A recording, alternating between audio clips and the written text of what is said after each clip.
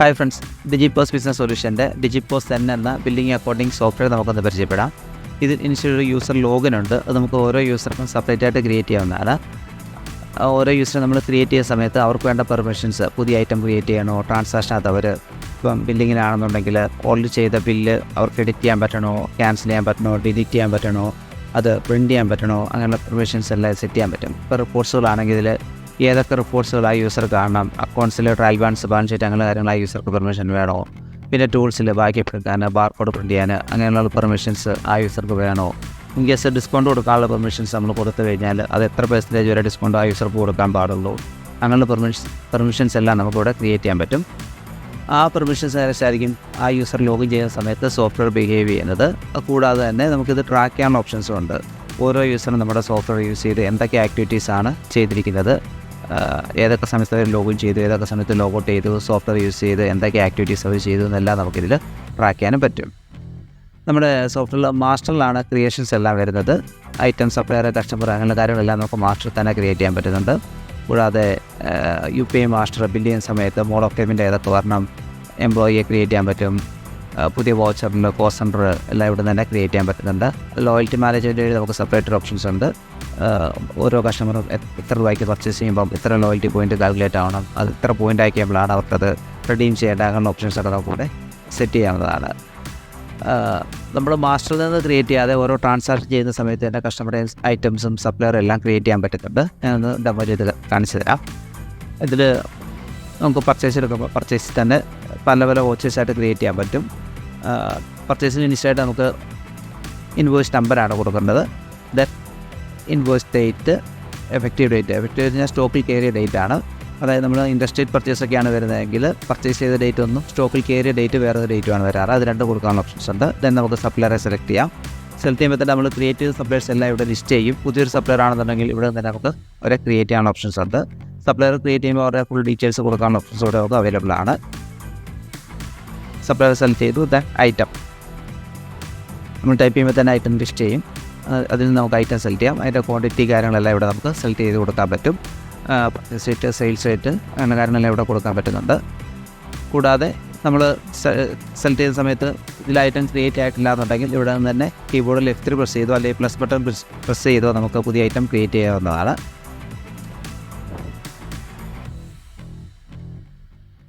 ഇപ്പം ഒരു ഐറ്റം നമ്മൾ ക്രിയേറ്റ് ചെയ്യാനായിട്ട് ട്രൈ ചെയ്യുമ്പം സിമിലർ നെയിമിൽ വേറെ ഐറ്റം ക്രിയേറ്റ് ചെയ്യണമെങ്കിൽ ഇവിടെ അത് ലിസ്റ്റ് ചെയ്യുന്നതാണ്. നമുക്കൊരു ഐറ്റത്തിന് ഇതാണ് നമ്മുടെ ഐറ്റം ക്രിയേറ്റ് ചെയ്യുന്ന കിട്ടും. അപ്പോൾ ഐറ്റത്തിൻ്റെ പേര്, കോഡ്, കാറ്റഗറി, ബ്രാൻഡ്, ഏതും മാനുഫാക്ചറിംഗ് ഐറ്റംസ് വരുന്നത് അങ്ങനെ കാര്യങ്ങൾ ഇവിടെ കൊടുക്കാം. യൂണിറ്റ് ഓഫ് നമ്പറാണോ കിലോ ആണെന്നുള്ള കൊടുക്കാം. ഏത് റാക്കിലായിരിക്കും എന്നുള്ള കൊടുക്കാം. ഐറ്റത്തെ പല ഡിപ്പാർട്ട്മെൻറ്റായിട്ട് തിരിക്കാൻ പറ്റും. ഇപ്പോൾ ഒരു ഹൈപ്പർ മാർക്കറ്റ് ആണെന്നുണ്ടെങ്കിൽ അവിടെ ഗ്രോസറി വേറെ, സ്റ്റേഷനറി വേണേ, അങ്ങനെ പല പല ഡിപ്പാർട്ട്മെൻറ്റായിട്ട് തിരിക്കാൻ പറ്റും. അതിനനുസരിച്ച് നമുക്ക് റിപ്പോർട്ട്സുകളെല്ലാം അവൈലബിൾ ആണ്. പിന്നെ ഡിസ്കൗണ്ട് ഗ്രൂപ്പ്, പല ഡിസ്കൗണ്ട് ഗ്രൂപ്പുകൾ ക്രിയേറ്റ് ചെയ്യുകയും ഓരോ ഐറ്റത്തിലൂടെ അത് കോൾ ചെയ്യാനും പറ്റും. ബില്ല് ചെയ്യുന്ന സമയത്ത് അപ്പോൾ ഓട്ടോമാറ്റിക്കായിട്ട് ആ ഡിസ്കൗണ്ടൊന്ന് വർക്കാവുന്നതാണ്. കൂടാതെ ഐറ്റം വൈസ് ഡിസ്കൗണ്ട് വേറെ കൊടുക്കാനുള്ള ഓപ്ഷൻസ് ഉണ്ട്. Reorder mode of maximum order quantity, minimum rate, maximum rate അങ്ങനെ സെറ്റ് ചെയ്യാൻ പറ്റും. HSM കോഡ് ഇവിടെ നമുക്ക് സെറ്റ് ചെയ്യാൻ പറ്റുന്നുണ്ട്. പർച്ചേസ് റേറ്റ്, MRP ഇവിടെയാണ് നമ്മൾ കൊടുക്കുന്നത്. സെയിൽസ് റേറ്റ്, ഇപ്പം ഈ ഐറ്റത്തിന് ഞാൻ MRP 49 ആണ്. ഞാൻ ഈ ഐറ്റത്തിന് സെയിൽസ് റേറ്റ് ആയിട്ട് 47 കൊടുക്കുന്നു. അപ്പം ഈ ബില്ല് പ്രിൻ്റ് ചെയ്യുന്ന സമയത്ത് ആ 2 രൂപ ഡിസ്കൗണ്ടായിട്ട് കാണിക്കും. കൂടാതെ നമുക്ക് ഈ സെയിൽസ് റേറ്റ് എങ്ങനെ കാൽക്കുലേറ്റ് ചെയ്യണമെന്നുള്ളത് ഇവിടെ സെലക്ട് ചെയ്ത് കൊടുക്കാൻ പറ്റും. P റേറ്റ് പ്ലസ് കൊടുത്തു കഴിഞ്ഞാൽ പർച്ചേസ് റേറ്റിൻ്റെ കൂടെ ഇത്ര ശതമാനം ആഡ് ചെയ്ത് സെയിൽസ് റേറ്റ് സെറ്റാവും. ഇനി എനിക്കത് വേണ്ട MRP മൈനസ് വേണമെന്നുണ്ടെങ്കിൽ അങ്ങനെ സെറ്റ് ചെയ്യാൻ പറ്റും. ഇപ്പോൾ ഞാനിവിടെ ഒരു 10% കൊടുക്കും. അപ്പം MRPന്ന് 10% കുറച്ച് സെയിൽസ് റേറ്റ് സെറ്റായി. ഇനിയിപ്പോൾ നമ്മൾ ചെയ്യുന്ന ഒരു സ്റ്റേഷനറി പ്രൊഡക്റ്റ് അങ്ങനെ തരുവാണെന്നുണ്ടെങ്കിൽ നമുക്കതിന് ലാൻഡിങ് കോസ്റ്റ് വേറെ ആയിരിക്കും. അതായത് purchase rate plus tax plus നമുക്ക് പർച്ചേസ് ചെയ്യാൻ വന്ന എക്സ്പെൻസുകൾ പലതുണ്ടാവും. ആ എക്സ്പെൻസ് എല്ലാം കൂട്ടിയിട്ട് ഐറ്റത്തിൻ്റെ ലാൻഡിങ് കോസ്റ്റ് കാൽക്കുലേറ്റ് ചെയ്തിട്ട് അതിൻ്റെ കൂടെ മാർജിൻ ആഡ് ചെയ്തിട്ടുണ്ടെങ്കിൽ ഇവിടെ C റേറ്റ് പ്ലസ് എന്നുള്ള ഓപ്ഷൻ സെലക്ട് ചെയ്യാം. അത് ചെയ്യുന്ന സമയത്ത് ആ ഐറ്റത്തിൻ്റെ ലാൻഡിങ് കോസ്റ്റ് സോഫ്റ്റ്വെയർ കാൽക്കുലേറ്റ് ചെയ്തിട്ട് അതിൻ്റെ കൂടെ നമ്മളിവിടെ എത്ര പെർസെൻറ്റേജാണ് മാർജിൻ കൊടുക്കുമ്പോൾ അത് ആഡാവും. കൂടാതെ നമ്മുടെ സോഫ്റ്റ്വെയറിൽ പല ലെവൽ പ്രൈസ് ലിസ്റ്റുകൾ സെറ്റ് ചെയ്യാം. അതിന് നമുക്ക് ഇഷ്ടമുള്ള പേര് കൊടുക്കാനും പറ്റും. അത് ആപ്ലിക്കേഷൻ സെറ്റിങ്സിൽ നമുക്ക് തന്നെ സെറ്റ് ചെയ്യാവുന്നതാണ്. ഇവിടെയാണ് ആ പ്രൈസുകൾ കൊടുക്കുന്നത്. ഇപ്പോൾ ഞാനിപ്പം 5 ലെവൽ പ്രൈസ് ചെയ്തിട്ടുണ്ട്. Discount price, privilege price, wholesale price, retail price. നമുക്ക് ഈ പ്രൈസ് ലെവൽ ഇവിടെ ക്രിയേറ്റ് ചെയ്യുന്ന കൂടാതെ ഓരോ കസ്റ്റമറെ ക്രിയേറ്റ് ചെയ്യുന്ന സമയത്ത് അവിടെ ഈ പ്രൈസ് കോൾ ചെയ്യാൻ പറ്റും. ഇൻ കേസ് ഒരു ഹോൾസെയിൽ കസ്റ്റമറാണ് നമ്മൾ ക്രിയേറ്റ് ചെയ്യുന്നതെങ്കിൽ ആ കസ്റ്റമർക്ക് അവരെ ബില്ല് ചെയ്യുന്ന സമയത്ത് ഓട്ടോമാറ്റിക്കായിട്ട് ആ ഹോൾസെയിൽ പ്രൈസ് ആയിരിക്കും കയറി വരുന്നത്. ഇനി നമുക്ക് ഇത്രയും പ്രൈസുകൾ വേണ്ടവരണം മാത്രം യൂസ് ചെയ്യുന്നുണ്ടെങ്കിൽ ഇതെല്ലാം ഡീആക്ടിവേറ്റ് ചെയ്ത് കളയാനുള്ള ഓപ്ഷൻസ് നമ്മുടെ സോഫ്റ്റ്വെയറിൽ അവൈലബിൾ ആണ്. ബാർകോഡ് നമുക്ക് വരുന്നത് 3 ലെവൽ ബാർകോഡ് നമുക്ക് സെറ്റ് ചെയ്യാൻ പറ്റും. ഇൻ കേസ് ബാർകോഡ് ഇല്ലാന്നുണ്ടെങ്കിൽ നാട്ടിൽ കൊടുക്കാതെ സോഫ്റ്റ്വെയർ തന്നെ അതിൻ്റെ ബാർകോഡ് ഐറ്റം കൊണ്ട് തന്നെ ബാർകോഡായിട്ട് സെറ്റ് ചെയ്ത് പോയിക്കോളും. MNF ബാർകോഡ് ഇപ്പം ബ്രാൻഡഡ് പ്രൊഡക്റ്റുകളിൽ ഇപ്പം കോൾഗേറ്റ് ഈസ്റ്റേൺ അങ്ങനെയുള്ള ബ്രാൻഡഡ് പ്രൊഡക്റ്റുകളിലായിട്ട് തന്നെ ബാർകോഡ് ഉണ്ടാവും. അത് നമുക്കിവിടെ ക്രിയേറ്റ് ചെയ്ത് കൊടുക്കാം. കൂടാതെ ഓട്ടോ ബാർകോഡ്, അതായത് ബാർകോഡ് ഇല്ലാത്തൊരു പ്രൊഡക്റ്റാണ് വരുന്നതെങ്കിൽ, അല്ല ഇപ്പോൾ ടെക്സ്റ്റൈലിൻ്റെ കേസൊക്കെ ആണെന്നുണ്ടെങ്കിൽ ബാർകോഡ് ഉണ്ടാവില്ല, സിസ്റ്റം തന്നെ ജനറേറ്റ് ചെയ്യണം. അല്ലെങ്കിൽ ഇപ്പോൾ സൂപ്പർ മാർക്കറ്റ് ആണെന്നുണ്ടെങ്കിൽ റീപാക്ക് ചെയ്യുന്ന പ്രൊഡക്റ്റുകളിൽ അതിലെല്ലാം ബാർകോഡ് സിസ്റ്റം ജനറേറ്റ് ചെയ്യുന്നുണ്ട്. അപ്പോൾ ഓട്ടോ ബാർകോഡ് കൊടുക്കുകയാണെന്നുണ്ടെങ്കിൽ അങ്ങനെയുള്ള പ്രൊഡക്റ്റുകൾക്ക് സോഫ്റ്റ്വെയർ തന്നെ ഒരു ബാർകോഡ് ജനറേറ്റ് ചെയ്ത് ആ ഐറ്റം പർച്ചേസ് ചെയ്യുമ്പോൾ ബാർകോഡ് അതിന് പ്രിൻറ്റ് പോകും. കൂടാതെ വെയ് മെഷീൻ പ്രൊഡക്റ്റുകളുണ്ട്, അതായത് വെജിറ്റബിൾ, ഫ്രൂട്ട്സ് അങ്ങനെയുള്ള പ്രൊഡക്റ്റുകളുടെ പ്രത്യേകത എന്ന് വെച്ച് കഴിഞ്ഞാൽ ബാക്കിയുള്ള എല്ലാ ഐറ്റത്തിനും പ്രൈസ് ചേഞ്ച് ചെയ്യുന്ന സമയത്ത് പുതിയതായിട്ട് വന്ന സ്റ്റോക്കിന് മാത്രമേ പ്രൈസ് ചേഞ്ച് ആവുള്ളൂ. ഈ വെജിറ്റബിൾ, ഫ്രൂട്ട്സ് അങ്ങനെയുള്ള പ്രൊഡക്റ്റുകൾക്ക് പ്രൈസ് മാറുമ്പം ഓൾറെഡി ഉള്ള സ്റ്റോക്കിലൂടെ മാറായിട്ട് വന്നത്. അപ്പം അങ്ങനെയുള്ള പ്രൊഡക്റ്റുകൾക്ക് നമുക്ക് വെയ് പ്രൊഡക്റ്റായിട്ട് കൊടുക്കാൻ പറ്റും. അതിന് നമുക്ക് പ്രൈസ് ചേഞ്ച് ചെയ്യാനായിട്ട് ട്രാൻസാക്ഷനകത്ത് ബോർഡായിട്ട് അപ്ലൈ ചെയ്ത് ഒരു സെപ്പറേറ്റ് ഓപ്ഷൻ ഉണ്ട്, ഞാനത് കാണിച്ചു തരാം. കൂടാതെ നമുക്ക് സോഫ്റ്റ്വെയറിൽ എക്സ്പയറി കാര്യങ്ങൾ കൊടുക്കാനുള്ള ഓപ്ഷൻസ് ഉണ്ട്. എക്സ്പയറി, ഷെൽഫ് ലൈഫ് അങ്ങനെയുള്ള കാര്യങ്ങളെല്ലാം നമുക്കിവിടെ എനേബിൾ ചെയ്ത് കൊടുക്കാൻ പറ്റും. ഷെൽഫ് ലൈഫ് നമ്മൾ യൂസ് ചെയ്യുന്നത് എന്താണെന്ന് വെച്ച് കഴിഞ്ഞാൽ, ഇപ്പോൾ ഒരു ബാഗ്, അങ്ങനെ ചില മെറ്റീരിയൽസൊക്കെ നമുക്ക് മാക്സിമം ഒരു 1 year ഒക്കെ ഷെൽഫ് ഇരിക്കുള്ളൂ. അത് കഴിഞ്ഞാൽ ഡാമേജ് വരാൻ ചാൻസ് ഉണ്ട്. അപ്പോൾ അങ്ങനെയുള്ള കേസുകൾക്ക് നമുക്ക് ഷെൽഫ് ടൈപ്പ് കൊടുക്കാൻ പറ്റും. അപ്പം നിയർ ബൈ ഷെൽഫ് ടൈപ്പ് ആകുമ്പോൾ തന്നെ നോട്ടിഫിക്കേഷൻ വരികയും നമുക്കത് പുതിയ ഓഫറുകളിലൊക്കെ സെയിൽ ചെയ്ത് കളയാൻ പറ്റും. ഇതാണ് നമ്മുടെ ഒരു ഐറ്റം ക്രിയേറ്റ് ചെയ്യുന്ന വിൻഡോ. ഇനിയിപ്പം നമുക്ക് ഇത്രയും ഡീറ്റെയിൽ കൊടുക്കുന്നില്ല, ഇത്രയും ഡീറ്റെയിൽ കണ്ട് കഴിയുമ്പോഴത്തേക്ക് നമ്മുടെ ബില്ലിങ്ങിൽ നിൽക്കുന്ന സ്റ്റാഫിന് അല്ലെങ്കിൽ ഡേറ്റ എൻ്റർ ചെയ്യുന്ന സ്റ്റാഫിന് കൺഫ്യൂഷൻ ആകുന്നുണ്ടെങ്കിൽ നമുക്കിതിൽ നമുക്ക് വേണ്ടാത്ത കോളംസ് എല്ലാം ഹൈഡ് ചെയ്യാനുള്ള ഓപ്ഷൻസ് സോഫ്റ്റ്വെയറിൽ അവൈലബിൾ ആണ്. ഇനിയിപ്പോൾ ഇതെല്ലാം ഹൈഡ് ചെയ്ത് ഇതിലിപ്പോൾ ഡിസ്കൗണ്ട് മാത്രമായിട്ട് എനേബിൾ ചെയ്യുന്നുണ്ടെങ്കിൽ അത് മാത്രമായിട്ട് എനേബിൾ ചെയ്യാൻ പറ്റും. അപ്പോൾ ആ ഡിസ്കൗണ്ട് കോളം നമുക്കിവിടെ വന്നിട്ടുണ്ട്. ഓക്കെ, ഇതാണ് നമ്മുടെ പർച്ചേസിന് വേണ്ടി ഞാൻ ഇപ്പോൾ കണ്ടിന്യൂ ചെയ്യാം. ഇതിൽ നമുക്ക് ആവശ്യമില്ലാത്ത കോളംസ് എല്ലാം ഹൈഡ് ചെയ്യാനുള്ള ഓപ്ഷൻസ് നമ്മുടെ സോഫ്റ്റ്വെയറിൽ അവൈലബിൾ ആണ്. ഫോളോ ചെയ്ത് കഴിഞ്ഞാൽ ആ ഡൗട്ടിലേക്ക് നമുക്ക് ഏതൊക്കെ ഫീൽഡുകൾ മാത്രമാണ് വേണ്ടത് അത് മാത്രമായിട്ട് ഇവിടെ സെറ്റ് ചെയ്തിടാൻ പറ്റും. മാത്രമല്ല അതിൻ്റെ വിളിച്ച് നമുക്ക് ഏത് കാണുന്ന ഐറ്റം ഫുള്ള് കാണാൻ പറ്റുക അഡ്ജസ്റ്റ് ചെയ്യാൻ പറ്റും. കൂടാതെ പർച്ചേസിൻ്റെ വിൻഡോയിൽ തന്നെ നമുക്ക് ഡിസ്കൗണ്ട് സെറ്റ് ചെയ്യാൻ പറ്റുന്നുണ്ട്. നമ്മൾ വാങ്ങിയപ്പോൾ കിട്ടിയ ഡിസ്കൗണ്ടുകൾ കൊടുക്കാനുള്ള ഓപ്ഷൻസ് ഇവിടെ ഉണ്ട്. അത് ബിൽ വൈസ് ഡിസ്കൗണ്ട് ഉണ്ട്, ഐറ്റം വൈസ് ഉണ്ട്, ക്യാഷ് ഡിസ്കൗണ്ട്, അങ്ങനെ പല ഡിസ്കൗണ്ടുകൾ കൊടുക്കാനുള്ള ഓപ്ഷൻസ് സോഫ്റ്റ്വെയർ അവൈലബിൾ ആണ്. കൂടാതെ പർച്ചേസ് ചെയ്യുന്ന സമയത്ത് നമുക്ക് കോസ്റ്റ് റേറ്റ് കാൽക്കുലേറ്റ് ആവുന്നുണ്ട്. ഇതൊക്കെ ട്രാൻസ്ലേറ്റ് ആയി കൊടുക്കേണ്ടത്.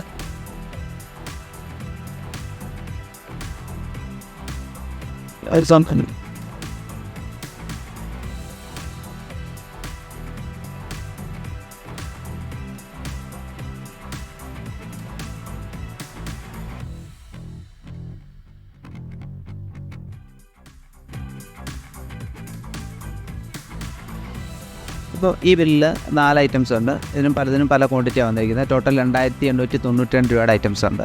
ഇതിപ്പോൾ നമ്മൾ പോയി പർച്ചേസ് ചെയ്ത് വന്നപ്പോഴത്തേക്ക് നമുക്ക് നോർമൽ വന്ന പർച്ചേസ് ചെയ്ത് വന്നപ്പോഴത്തേക്ക് കുറച്ച് എക്സ്പെൻസിന് അഡീഷണൽ ആയിട്ട് വന്നു. അതായത് ഫ്ലൈറ്റ് ആൻഡ് കൂലി അങ്ങനെ അടക്കം കുറേ എക്സ്പെൻസുകളുണ്ട്. ഞാനിപ്പോൾ ഒരു 500 rupees എക്സ്പെൻസ് വന്നതായിട്ട് കൊടുക്കുകയാണ്.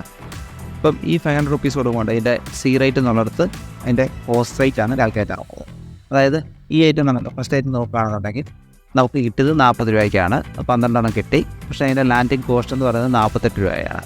അതായത് പർച്ചേസ് റേറ്റിൻ്റെ കൂടെ നമുക്ക് വന്ന ഈ 500 rupees എക്സ്പെൻസ് ഡിവൈഡ് ചെയ്ത് അതിൻ്റെ ക്വാണ്ടിറ്റി അനുസരിച്ച് ഓരോ ഐറ്റത്തിൽ വിട്ടിട്ട് സോഫ്റ്റ്വെയർ തന്നെ അതിൻ്റെ ലാൻഡിങ് കോസ്റ്റ് കാൽക്കുലേറ്റ് ചെയ്യും. അതിനനുസരിച്ചാണ് നമുക്ക് പ്രോഫിറ്റ് കാര്യങ്ങളൊക്കെ അറിയാൻ പറ്റുന്നത്. പിൻ base profit, item base profit ഒക്കെ എടുക്കുമ്പം sales rate minus cost rate, അതായത് നമ്മുടെ ലാൻഡിങ് കോസ്റ്റ് വെച്ചായിരിക്കും കാൽക്കുലേറ്റ് ചെയ്യുന്നത്. ഇനി ഞാൻ സെയിൽസ് എങ്ങനെ ചെയ്യുന്നതെന്ന് കാണിച്ചു തരാം. ട്രാൻസാക്ഷനകത്താണ് നമ്മുടെ എല്ലാ ട്രാൻസാക്ഷൻ വരുന്നത്. സെയിൽ, പർച്ചേസ് അങ്ങനെയുള്ള കാര്യങ്ങൾ വരുന്നത് ഇവിടെയാണ് നമുക്ക് സെയിൽ ചെയ്യുന്നത്. ഇതിൽ നമുക്ക് ഫസ്റ്റ് ബാർകോഡ് കൊടുക്കുന്ന രീതിയിലാണ് നമ്മളിപ്പോൾ സെറ്റ് ചെയ്തിരിക്കുന്നത്. ഇനി ഇൻ കേസ് നിങ്ങൾക്ക് ഫസ്റ്റ് കസ്റ്റമർ പേര് സെലക്ട് ചെയ്തിട്ടാൽ പോകുന്നതുണ്ടെങ്കിൽ നമുക്കിവിടെ അങ്ങനെ തന്നെ സെറ്റ് ചെയ്യാവുന്നതാണ്. ഇപ്പം ഞാൻ കസ്റ്റമറെ സെലക്ട് ചെയ്തു. ദെൻ ഐറ്റം ജസ്റ്റ് ബാർകോഡ് ഒന്ന് റീഡ് ചെയ്താൽ മാത്രം മതി, വേറെ ഒന്നും ചെയ്യാനില്ല. സൈറ്റും കാര്യങ്ങളും ലിസ്റ്റ് ആയിക്കോളും.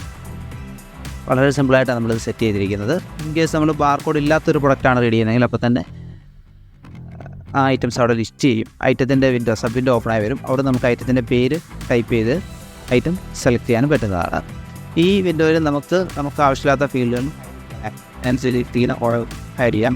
മാത്രമല്ല ഹൈഡ് ചെയ്തതിന് ശേഷം നമുക്ക് ഏതെങ്കിലും കോളം വേണം, ഇപ്പോൾ ടാക്സിൻ്റെ കോളം വേണം, അല്ലെങ്കിൽ HSM കോഡ് വേണം, അല്ലെങ്കിൽ MRP വേണമെന്നുണ്ടെങ്കിൽ ഇവിടെ നമുക്ക് അത് എനേബിൾ ചെയ്ത് കൊടുക്കാനും പറ്റുന്നുണ്ട്. പിന്നെ ഇതിലും നമുക്ക് ഡിസ്കൗണ്ട് കാര്യങ്ങൾ കൊടുക്കാൻ പറ്റും. നമുക്ക് നമ്മുടെ സോഫ്റ്റ്വെയറിൽ 7 ലെവൽ ഡിസ്കൗണ്ടുകൾ കൊടുക്കാൻ പറ്റുന്നുണ്ട്. ഐറ്റം വൈസ് കൊടുക്കാൻ പറ്റും, കാറ്റഗറി വൈസ് കൊടുക്കാൻ പറ്റും, മാനുഫാക്ചർ വൈസ് കൊടുക്കാൻ പറ്റും, ബിൽ വൈസ് ഡിസ്കൗണ്ട് ഉണ്ട്, റേറ്റ് ഡിസ്കൗണ്ട് ഉണ്ട്. പിന്നെ ഐറ്റം ക്രിയേറ്റ് ചെയ്യുമ്പോൾ തന്നെ നമുക്ക് ഡിസ്കൗണ്ട് ഓപ്ഷൻസ് ഉണ്ട്, ഡിസ്കൗണ്ട് ഗ്രൂപ്പ് എന്ന് പറഞ്ഞ ഓപ്ഷൻസ് ഉണ്ട്. അങ്ങനെ പല രീതിയിൽ നമുക്ക് ഡിസ്കൗണ്ടുകൾ കൊടുക്കാൻ പറ്റും.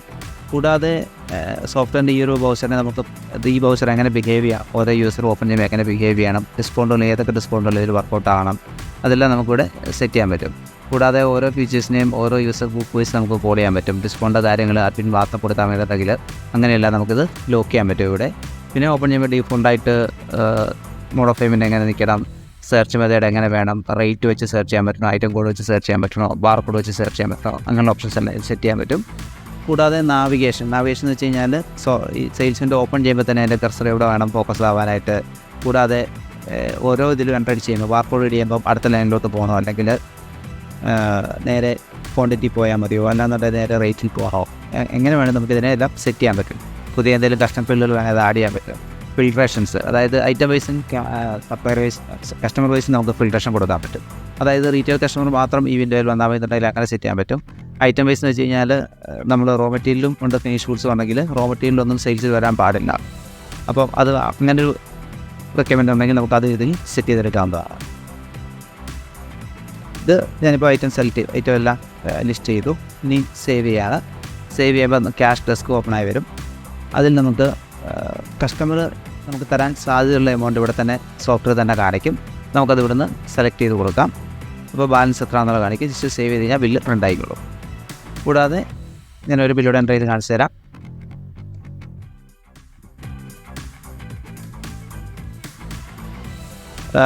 ക്യാഷ് കൂടാതെ നമുക്ക് ബാങ്ക്, UPI, സൊറക്സോ, ഇനിയിപ്പോൾ വേറെ എന്തെങ്കിലും ഒരു പേയ്മെൻറ്റ് മെത്തേഡ് ആണെന്നെങ്കിൽ അത് കൂടെ ക്രിയേറ്റ് ചെയ്യാൻ പറ്റും. കൂടാതെ മിക്സഡ് മോഡ്, അതായത് പകുതി ക്യാഷും പകുതി UPI അല്ലെങ്കിൽ പകുതി കാർഡ് അവർ തരുന്നെങ്കിൽ അത് ഇതിൽ സെറ്റ് ചെയ്യാൻ പറ്റുന്നതാണ്.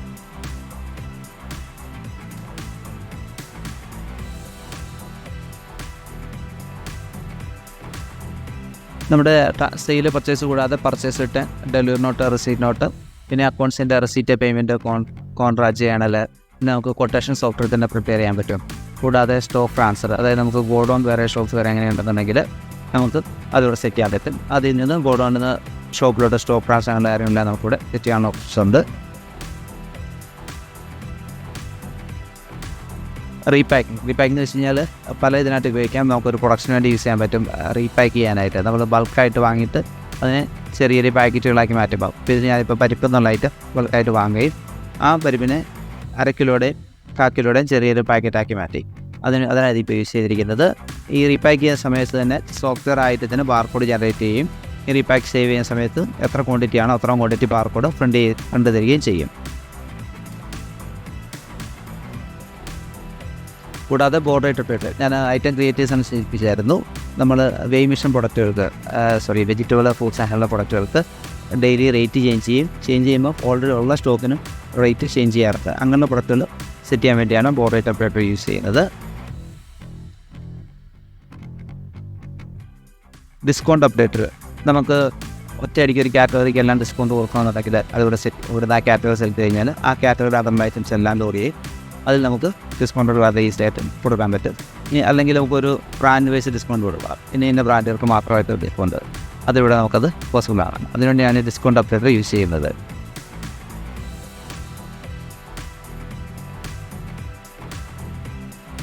കൂടാതെ നമുക്ക് കസ്റ്റമർക്ക് നമ്മുടെ ഓഫറുകളോ അല്ലെങ്കിൽ വിശ്വസ കാര്യങ്ങളൊക്കെ മെസ്സേജ് അയക്കണമെങ്കിൽ ഗ്രൂപ്പ് മെസ്സേജ് നമുക്ക് യൂസ് ചെയ്യാൻ പറ്റും. ഓഫറുകൾ സെറ്റ് ചെയ്യാനുള്ള ഓപ്ഷൻസ് സോഫ്റ്റ്വെയറിലുണ്ട്. പല രീതിയിലുള്ള ഓപ്ഷൻസ്, ഒരൈറ്റം എടുത്താൽ വേറെ ഐറ്റം ഫ്രീ, അല്ലെങ്കിൽ ടോട്ടൽ ബിൽ എമൗണ്ട് 2000 ആയി കഴിഞ്ഞാൽ ഇന്ന ഐറ്റത്തിന് ഓരോ ഓഫർ അല്ലെങ്കിൽ ഐറ്റം ഫ്രീ, അല്ലെങ്കിൽ ഇത് രണ്ടുകൂടെ മിക്സ് ചെയ്തുള്ള ഓഫേഴ്സ്, അങ്ങനെ പല രീതിയിലുള്ള ഓഫറുകൾ നമുക്കിതിൽ സെറ്റ് ചെയ്യാൻ പറ്റും. മാത്രമല്ല കസ്റ്റമർക്ക് എടുക്കേണ്ട ഓഫറിനെ നമുക്ക് ലിമിറ്റ് ചെയ്യാനും പറ്റും. ഇത്ര ഓഫറിൽ കൂടുതൽ അവരെടുക്കാൻ പാടില്ല, ഓഫറിലാണെങ്കിൽ 2 ക്വാണ്ടിറ്റിയോ പാടുള്ളൂ, അല്ലെങ്കിൽ 5 ക്വാണ്ടിറ്റിയോ എടുക്കാൻ പാടുള്ളൂ, അങ്ങനെ ഓഫർ ലിമിറ്റ് ചെയ്യാനും പറ്റും. ഓഫറിന് ടൈം പീരീഡുകൾ നമുക്കിവിടെ സെറ്റ് ചെയ്യാൻ പറ്റും. ഇന്ന ടൈം പീരീഡിൽ മാത്രം ഓഫർ വർക്കൗട്ടാവുള്ളൂ. അങ്ങനെല്ലാം നമുക്ക് സെറ്റ് ചെയ്യാൻ പറ്റും. കൂടാതെ പ്രൈസ് സിസ്റ്റം അപ്ഡേറ്റ് ഉണ്ട്. പല ലെവൽ പ്രൈസ് സിസ്റ്റങ്ങളിനെ റേറ്റ് ചേഞ്ച് ചെയ്യാൻ വേണ്ടിയാണ് അത് യൂസ് ചെയ്യുന്നത്. സീഗൽ സ്റ്റോക്ക് നമുക്ക് സ്റ്റോക്ക് അഡ്ജസ്റ്റ് ചെയ്യാൻ വേണ്ടി അത് യൂസ് ചെയ്യാം. ഓപ്പൺ സ്റ്റോക്ക് ആൻഡ് ഓപ്ഷൻസ് ഉണ്ട്. ബാർകോഡ് മാനേജർ നമ്മൾ മെയിനായിട്ട് യൂസ് ചെയ്യുന്നത് ഒന്ന് ബാർകോഡ് പ്രിൻറ്റിങ്ങിനായിട്ട് യൂസ് ചെയ്യാൻ പറ്റും. കൂടാതെ ഏതെങ്കിലും ഐറ്റത്തിൻ്റെ ബാർകോഡുകൾ അങ്ങോട്ടേക്ക് മാറിപ്പോയിട്ടുണ്ടെങ്കിൽ അതിന് നമുക്ക് യൂസ് ചെയ്യാൻ പറ്റും. അല്ലെങ്കിൽ എക്സ്പയറി ഡേറ്റ് മാറിപ്പോയിട്ടുണ്ടെങ്കിൽ അങ്ങനെ പലതിൻ്റെ ഇത് ചേഞ്ച് ആയിട്ട് നമുക്കിത് യൂസ് ചെയ്യാൻ പറ്റുന്നതാണ്. പർച്ചേസ് ഓർഡർ സോഫ്റ്റ്വെയറിൽ തന്നെ ജനറേറ്റ് ചെയ്യാൻ പറ്റും. സെയിൽസ് ഓർഡർ ഇതിൽ തന്നെ ജനറേറ്റ് ചെയ്യാൻ പറ്റും. ഇപ്പോഴത്തെ അനാലിസിസ് നമ്മൾ യൂസ് ചെയ്യുന്നത് നമ്മുടെ ഓരോ ഡീറ്റെയിൽ ആയിട്ട് അറിയുന്നതിനാണ്. ഐറ്റോ കസ്റ്റമർ സപ്ലയർ എല്ലാം നമുക്ക് അനലൈസ് ചെയ്യാൻ പറ്റുന്നതാണ്. ഇപ്പോൾ ഈ എക്സ്പ്ലോർ വിൻഡോയിൽ വന്ന് എല്ലാ ഐറ്റം ചെയ്യും. എന്നിട്ട് ഞാൻ ഐറ്റം മാസ്റ്റർ കാണിച്ചു തരാം. ഐറ്റം മാസ്റ്റർ എടുത്തതിനകത്തേക്ക് നമ്മുടെ ഓർഡറിൽ എല്ലാ ഐറ്റംസും കൂടെ ലിസ്റ്റ് ചെയ്യും. ഇതിനെ നമ്മളിപ്പം MRP ഓരോ MRP ഐറ്റംസ് അത് ലിസ്റ്റ് ചെയ്യും. അതിനെ നമുക്ക് ഇവിടെ നിന്ന് എക്സ്പ്ലോർ ചെയ്ത് കാണാം. ഇനി MRP തന്നെ നമുക്ക് ഈ കാറ്റഗറിയോട് ഇട്ടിട്ട് സോർട്ട് ചെയ്യണമെന്നുണ്ടെങ്കിൽ ഞാൻ ഇൻസ്റ്റാ കാറ്റഗറിയിൽ വെച്ചിരിക്കും. അപ്പോൾ ഓരോ MRP ഓരോ കാറ്റഗറിയിൽ എത്ര ഐറ്റംസ് ഉണ്ടെന്നുള്ള നമുക്കിവിടെ ലിസ്റ്റ് ചെയ്യുന്നുണ്ട്. അതിൻ്റെ അണ്ടറുള്ള ഐറ്റംസ് നമുക്ക് ഇവിടെ ഡീറ്റെയിൽ ആയിട്ട് കാണാനും പറ്റും. അതേപോലെ തന്നെ ഇപ്പോൾ ട്രാൻസാക്ഷൻ എടുക്കുന്നെങ്കിൽ സ്റ്റേജിലൂടെ ലിസ്റ്റ് ചെയ്യും. അപ്പോൾ നമ്മളവിടെ ഫ്രണ്ട് ഡേറ്റ് കൊടുക്കാൻ ആ ഡേറ്റിലുള്ള സെയിലുകൾ അവിടെ കസ്റ്റമർ വൈസ് അങ്ങനെ വേണം ഫിൽറ്റർ ചെയ്ത് എടുക്കാത്തതാണ്. പിന്നെ അനാലിസിസ് തന്നെ നമുക്ക് ഡാഷ്ബോർഡ് വരുന്നുണ്ട്. ഡാഷ്ബോർഡിൽ നമുക്ക് സെയിൽസ് പർച്ചേസ് അതിൻ്റെ ഡീറ്റെയിൽസ് കാര്യങ്ങൾ അറിയാൻ പറ്റുന്നുണ്ട്. റെസിപ്റ്റ് പേയ്മെൻറ്റ് ഒരു ഗ്രാഫ് വരുന്നുണ്ട്. സെയിൽസ് പർച്ചേസ് അനാലിസിസ് ഉണ്ട്. നമ്മൾ കൊടുത്ത ചെക്കിൻ്റെ ഡീറ്റെയിൽ, അതായത് നമ്മൾ കൊടുത്ത ചെക്കിൻ്റെ നമുക്ക് കിട്ടിയ ചെക്കിൻ്റെ ഡീറ്റെയിൽസ് ഇവിടെ അറിയാൻ പറ്റും. സപ്ലയർ ഏതൊക്കെ സപ്ലൈസ് നമ്മുടെ ഷോപ്പിലെത്തി അതിൻ്റെ ഡീറ്റെയിൽസ് ഇവിടെ കിട്ടുന്നുണ്ട്. അതിന് ഏതൊക്കെ പർച്ചേസ് നമുക്ക് വന്നുള്ള ഡീറ്റെയിൽ ഇവിടെ അറിയാൻ പറ്റും. എക്സ്പയറി ആയിട്ടുള്ള ഐറ്റംസിൻ്റെ ലിസ്റ്റ് ഇവിടെ ലിസ്റ്റ് ചെയ്യുന്നുണ്ട്.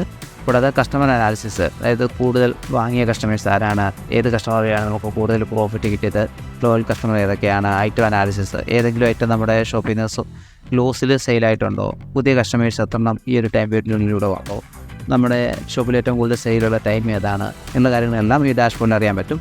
കൂടാതെ നമുക്ക് മെയിനായിട്ട് അറിയേണ്ടത് നമ്മുടെ ബാങ്കിൽ എത്ര ക്യാഷ് ഉണ്ട്, ക്യാഷായിട്ട് എത്ര രൂപ നമ്മുടെ ഷോപ്പിലുണ്ട്, റിസീവബിൾ ആൻഡ് പേയബിൾ, അതായത് നമ്മൾ എത്ര രൂപ കൊടുക്കാനുണ്ട്, എത്ര രൂപ ക്രെഡിറ്റ് സെയിൽ പോയിട്ട് നമുക്ക് എമൗണ്ട് കിട്ടാനുണ്ട്, എത്ര രൂപ നമുക്കിപ്പോൾ പ്രോഫിറ്റ് ഉണ്ട്, എല്ലാം ഈ ഒരു ഡാഷ്ബോർഡിൽ നമുക്ക് അറിയാൻ പറ്റുന്നുണ്ട്. റിപ്പോർട്ട്സിൽ നമുക്ക് സോഫ്റ്റ്വെയറിലെ എല്ലാ റിപ്പോർട്ട്സും ഉണ്ട്. Stock sale, purchase, sales return, purchase return, cash desk, അങ്ങനെ എല്ലാ റിപ്പോർട്ടുകളും ഇവിടെ അവൈലബിൾ ആണ്. സ്റ്റോക്ക് റിപ്പോർട്ടിൽ തന്നെ നമുക്ക് സ്റ്റോക്ക് കൺസോളിഡേറ്റ് ഉണ്ട്, അതായത് ഒരു ഐറ്റം എത്ര വന്നു, എത്ര പോയി, എത്ര റിട്ടേൺ ഉണ്ട്, ഡെലിവറി നോട്ട്, റെസിപ്റ്റ് നോട്ട് എല്ലാം കഴിഞ്ഞിട്ട് ബാലൻസ് എത്ര സ്റ്റോക്ക് ഉണ്ട്. അതിൽ തന്നെ ബാച്ച് വൈസ് ഉണ്ട്, സ്റ്റോക്ക് വാല്യൂവിൻ്റെ റിപ്പോർട്ട്, റിയോർഡർ ലെവലിൻ്റെ റിപ്പോർട്ടുണ്ട്, സീറോ സ്റ്റോക്കിൻ്റെ റിപ്പോർട്ട്സ് ഉണ്ട്, fast moving item, non moving item, supplier wise reorder level, അങ്ങനെ പല രീതിയിലുള്ള റിപ്പോർട്ടുകൾ സ്റ്റോക്കിൻ്റെ അവൈലബിൾ ആണ്. സ്റ്റോക്ക് ലയബിലിറ്റി റിപ്പോർട്ട്സ് ഉണ്ട്. പിന്നെ പർച്ചേസിൽ ഇതേപോലെ തന്നെയുണ്ട് സെയിൽസിൻ്റെ റിപ്പോർട്ട്. സെയിൽസിൽ തന്നെ നമുക്ക് day book, item wise, customer wise, discount സെയിൽസിൻ്റെ, category wise, bill wise profit, item wise profit, പിന്നെ എല്ലാ റിപ്പോർട്ടിലും പല രീതിയിൽ നമുക്ക് ഫിൽട്രേഷൻസ് ഉണ്ട്. ഓരോ കസ്റ്റമർ വൈസ് എടുക്കാൻ പറ്റും, mode of payment, cash sale തന്നെ, അല്ലെങ്കിൽ ഓരോ കൗണ്ടർ വൈസ്, ഓരോ user wise, bill amount wise, അങ്ങനെ പല രീതിയിലുള്ള ഫിൽട്രേഷൻസ് നമുക്ക് സെയിൽസ് റിപ്പോർട്ടിലുണ്ട്. കൂടാതെ ക്യാഷ് ഡെസ്കിൻ്റെ റിപ്പോർട്ട് സെപ്പറേറ്റ് ഉണ്ട്, അതായത് ഇന്ന് ഇത്ര രൂപയുടെ സെയിൽ കിടന്നു, അതിനകത്ത് ഇത്ര ക്യാഷ് സെയിലുണ്ട്, ഇത്ര കാർഡ് സെയിൽ, അതായത് ഇത്ര GPay സെയിലുണ്ട്, അങ്ങനെ ഓരോ ഇതും സ്പ്ലിറ്റ് ചെയ്ത് നമുക്കിവിടെ റിപ്പോർട്ട് കിട്ടുന്നതാണ്. പർച്ചേസ് ഓർഡറിൻ്റെ റിപ്പോർട്ട് സെപ്പറേറ്റ് ഉണ്ട്, സെയിൽസ് ഓർഡറിൻ്റെ ഉണ്ട്, സ്റ്റോക്ക് അഡ്ജസ്റ്റ് ചെയ്ത് ഫിസിക്കൽ സ്റ്റോക്കിൻ്റെ റിപ്പോർട്ട്സ് ഉണ്ട്, അക്കൗണ്ട്സ് റിപ്പോർട്ടിലാണ് നമുക്ക് ലെഡ്ജർ റിപ്പോർട്ട്സുകളൊക്കെ കിട്ടാറ്. കസ്റ്റമർക്ക് എമൗണ്ട് എത്ര കൊടുക്കാനുണ്ട്, ഓരോ സപ്ലൈസിന് നമ്മൾ എത്ര എമൗണ്ട് പേ ചെയ്യാനുണ്ട്, കസ്റ്റമർ എത്ര തരാനുണ്ട്, അങ്ങനെ റിപ്പോർട്ട്സുകളെല്ലാം അക്കൗണ്ട്സ് റിപ്പോർട്ടിലാണ് വരുന്നത്. GSTRൻ്റെയും GST ഫയലിൻ്റെ എല്ലാ റിപ്പോർട്ട്സും നമുക്ക് സോഫ്റ്റ്വെയറിൽ അവൈലബിൾ ആണ്. പിന്നെ അക്കൗണ്ട്സിൽ pay book, advance, profit and loss, balance sheet കാര്യങ്ങൾ വരുന്നത്. ടൂൾസിലാണ് നമുക്ക് ബാർകോഡ് പ്രിൻറ്റിങ് അങ്ങനെ കാര്യങ്ങളെല്ലാം വരുന്നത്. കൂടാതെ എക്സൽ മൈഗ്രേഷൻ ഉണ്ട്, ടാലി മൈഗ്രേഷനെ കുറിച്ചെല്ലാം നമ്മുടെ സോഫ്റ്റ്വെയറിൽ അവൈലബിൾ ആണ്. ഇതാണ് നമ്മുടെ സോഫ്റ്റ്വെയറിൻ്റെ ഒരു ഓവർവ്യൂ.